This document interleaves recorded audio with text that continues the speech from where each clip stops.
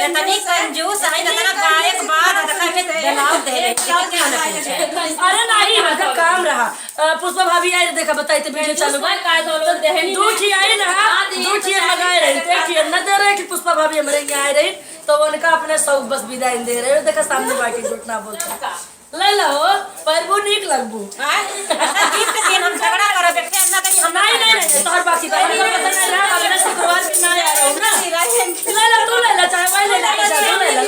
देखा झगड़ा हो दिया से ना आधा तो फाड़ फाड़ कर ले जा। हां तू दोनों जने छिनारी में बटोरा कैला जे कहीं इच्छा कहे तो ले ला कोई दिक्कत ई गिफ्ट जो ना सूरत है तब से कहे काहे बंद कर दिया वो हमार कैमरा चालू रह दे सुनो करा चालू बा पुष्पा भाभी नमस्ते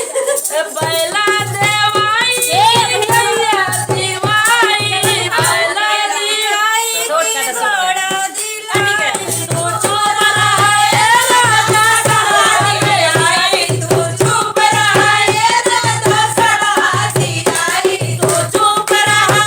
राजा सड़वा दे आई तू चुप रहा ये राजा सड़वा दे आई सड़वा दिवाई की भैंस दिवाई तू चुप रहा ये राजा सड़वा दी आई तू चुप रहा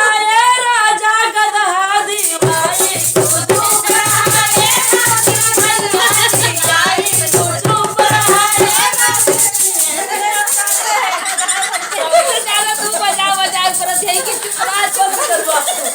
तो